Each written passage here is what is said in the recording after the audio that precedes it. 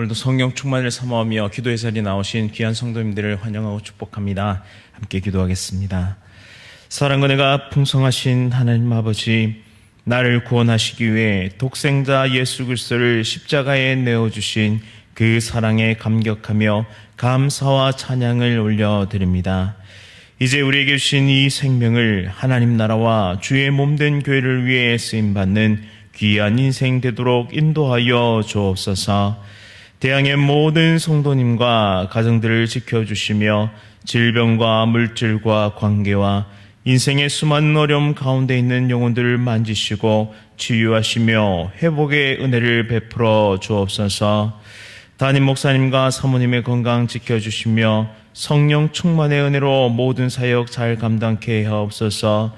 원로 목사님과 사모님의 건강도 지켜주시며 날마다 평안과 기쁨으로 함께하여 주옵소서. 이 나라와 이 민족을 붙잡아 주시며 하나님께서 부으신 큰 은혜로 세워진 조국 대한민국의 교회들이 생명의 말씀을 선포하며 복음과 세계 선교의 사명 잘 감당케 하옵소서.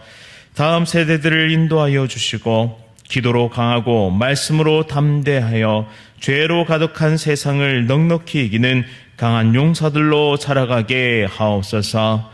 귀한 선교사님들을 붙잡아 주시고 끝까지 선교 사명 감당하며 복음의 아름다운 열매 맺게 하옵소서. 군 복무 중인 주의 자녀들, 해외에 나가 있는 귀한 자녀들 눈동자와 같이 지켜 주옵소서. 천사 창대 찬양 기쁘게 받아 주시오며 풍성한 복을 내려 주옵소서. 이 시간 말씀을 전한 자의 입술을 주상하사 하나님의 말씀을 온전히 선포케 하시며 또한 온 성도가 말씀의 능력으로 한 주를 승리하게 하여 주옵소서.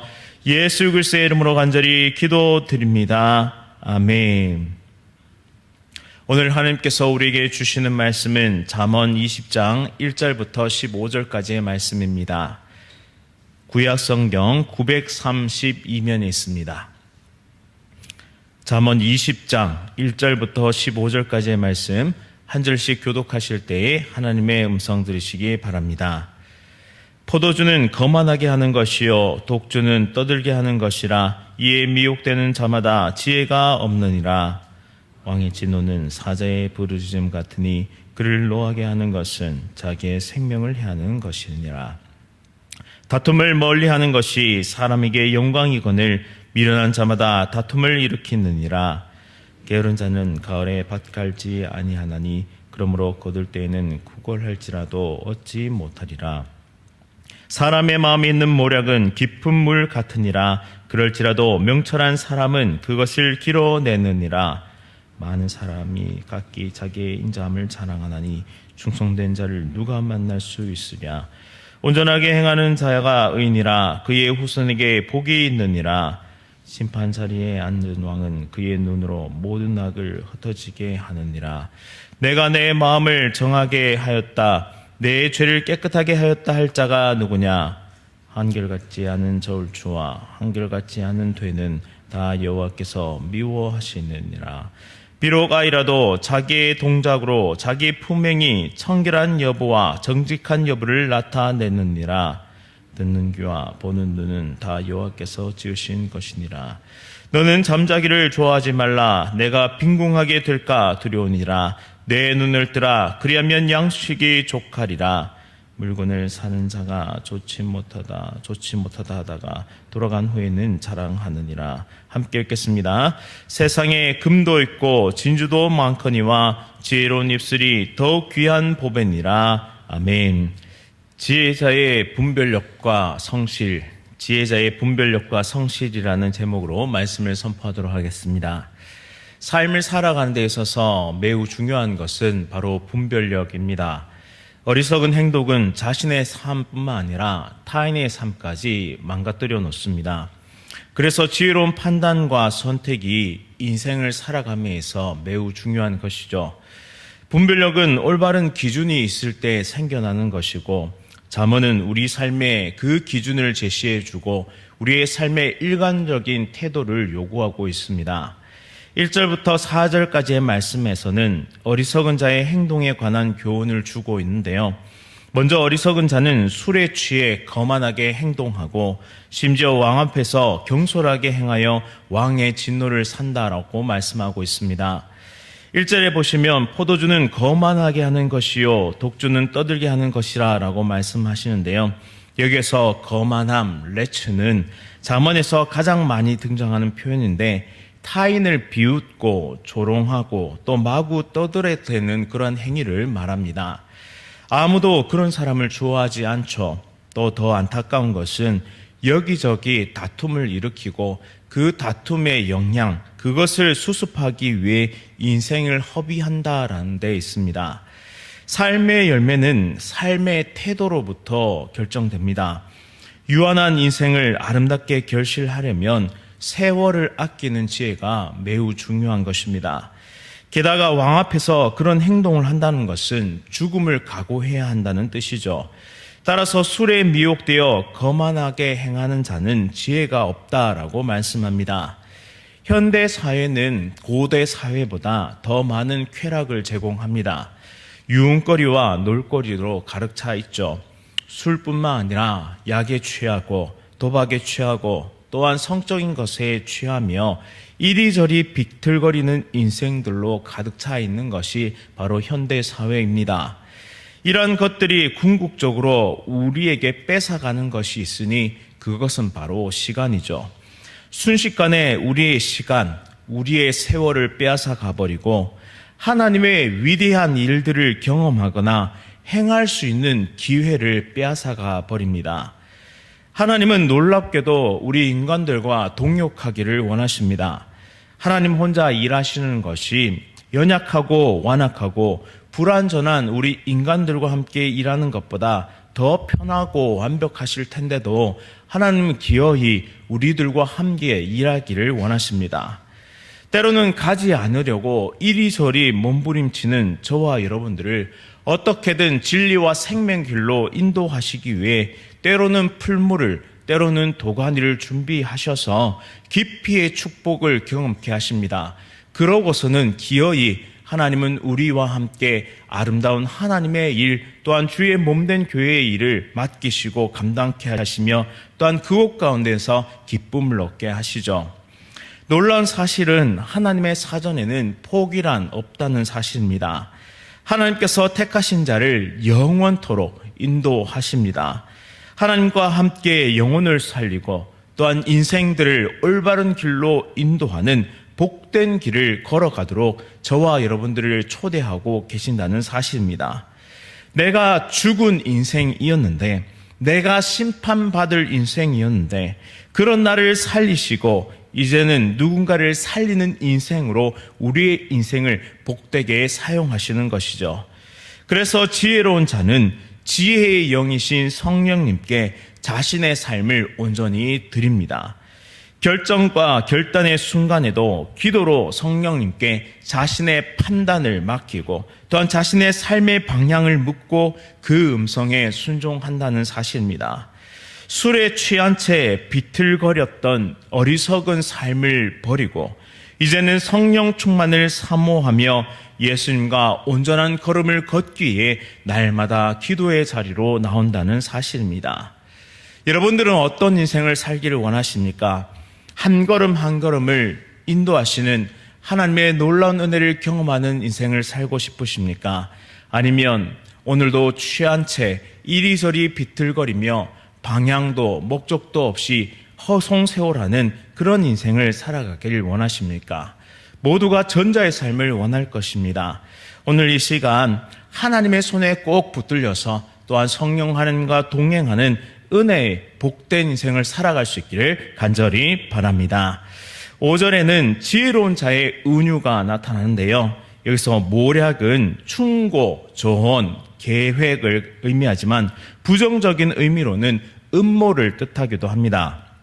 또 모략은 전쟁에서 계략이나 계책과 같은 책략과 같은 비슷한 뜻을 가지고 있죠. 모략이 곧 깊은 물이다라고 이렇게 은유하고 있는데 그것은 모략이 사람의 마음 속에 있기 때문입니다. 명철한 사람은 마음 깊은 물에서 그 모략을 마치 우물을 끌어올리듯이 끌어올립니다. 지성과 그리고 총명함을 지닌 숙련된 기술을 가진 지혜자는 사람의 내면에 있는 비밀스러운 계획까지도 파악하고 꿰뚫어보는 그런 해안이 있다는 것이죠. 이는 명철한 사람에 대한 지극한 칭찬이지만 사실 성경이 말하고 있는 지혜자는 자기의 길을 알지 못하는 인간, 자기의 능력이 얼마나 유한하고 부족한지를 그 한계를 인식하고 하나님을 찾는 자가 바로 지혜자다라고 우리에게 교훈하고 있습니다. 또 이어서 나오는 6절에서 인간의 한계를 극명하게 보여주는데요. 사람마다 인자함을 주장합니다. 그런데 충성된 사람을 만나기가 여간 어려운 것이 아니다라고 말씀합니다. 여기에 인자함은 헤세드인데 이것은 하나님께서 우리에게 보여주신 사랑입니다. 그 사랑이 헤세드죠. 하나님은 언제나 우리에게 신실하시지만 우리는 자주 하나님 앞에서 넘어집니다. 또 하나님 앞에 온전한 충성하는 삶을 살아가기란 우리의 힘으로 불가능하다는 사실을 우리는 날마다 깨닫습니다.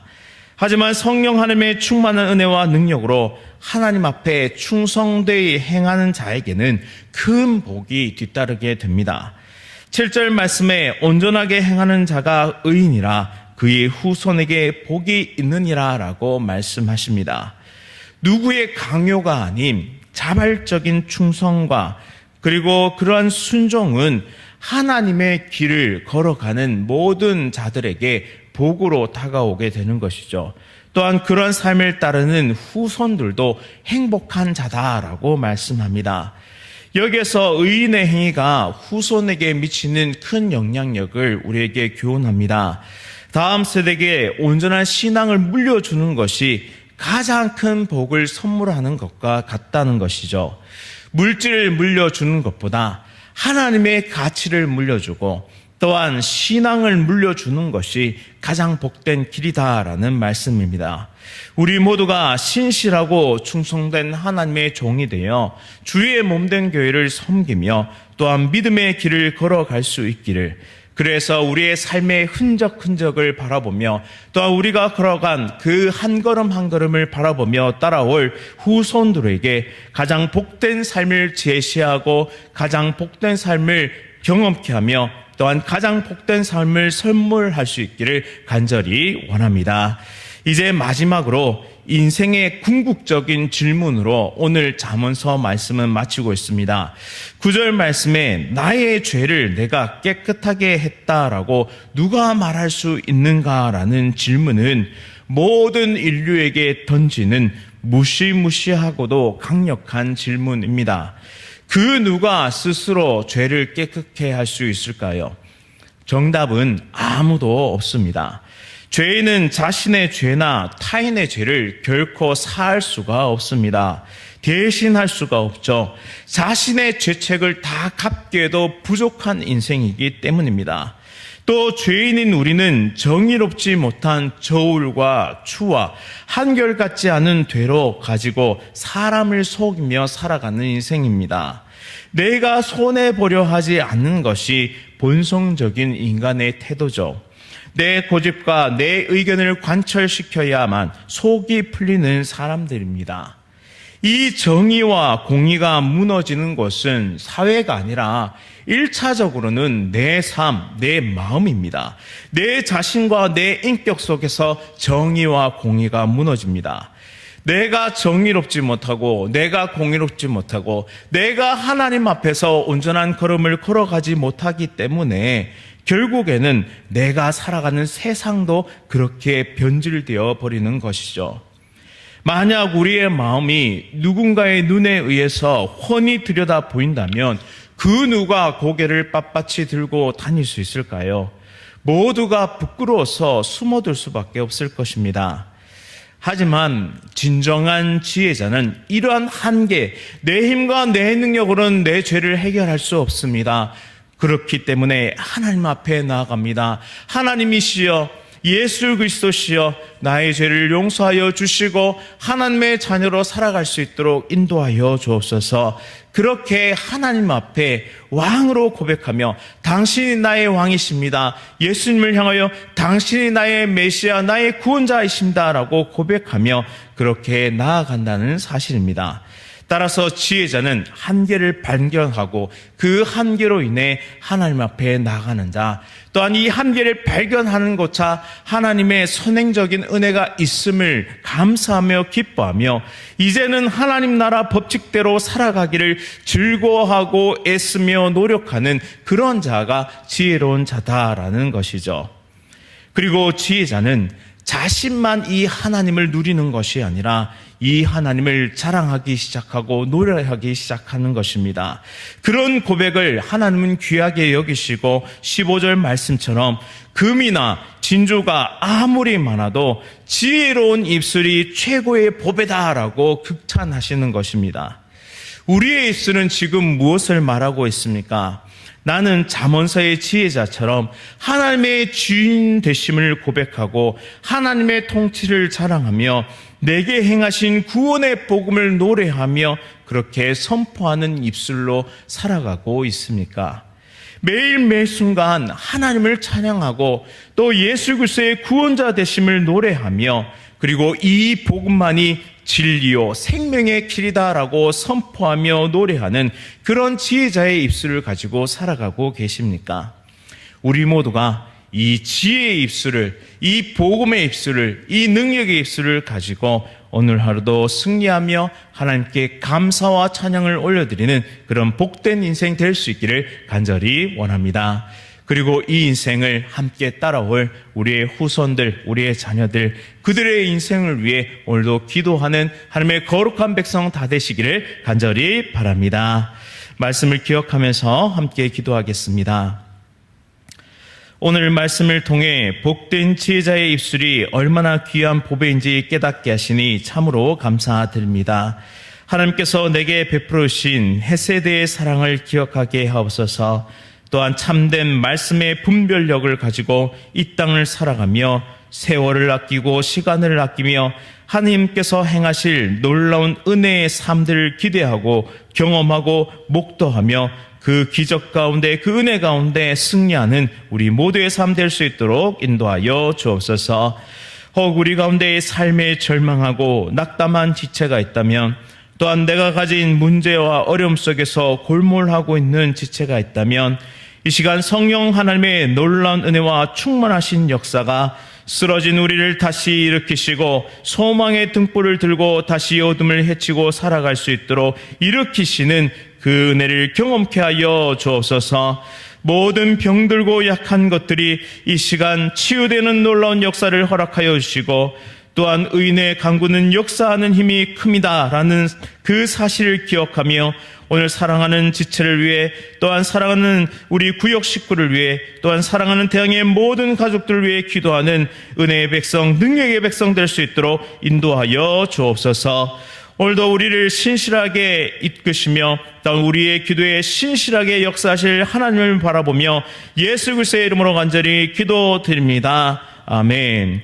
하늘에 계신 우리 아버지여, 이름이 거룩히 여김을 받으시오며 나라가 임하시오며 뜻이 하늘에서 이루어진 것 같이 땅에서도 이루어지이다. 오늘 우리에게 일용할 양식을 주시옵고 우리가 우리에게 죄 지은 자를 사하여 준 것 같이 우리 죄를 사하여 주시옵고 우리를 시험에 들게 하지 마시옵고 다만 악에서 구하시옵소서. 나라와 권세와 영광이 아버지께 영원히 있사옵나이다. 아멘. 오늘은 스리랑카 옥기철 선교사를 위해 함께 기도하겠습니다. 회교 지역의 가정교회와 제자들이 경제적 어려움을 이기고 승리할 수 있도록, 또한 가난으로 생존의 어려움을 겪는 스리랑카 사람들을 위해서, 또한 한국에 와 있는 외국인 노동자들이 불교에서 벗어나 기독교 복음으로 변화될 수 있도록 스리랑카 옥기철 선교사를 위해 기도하시고, 또한 연약한 지체들을 위해 함께 기도하겠습니다. 오늘 하루도 성령 충만으로 승리하십시오.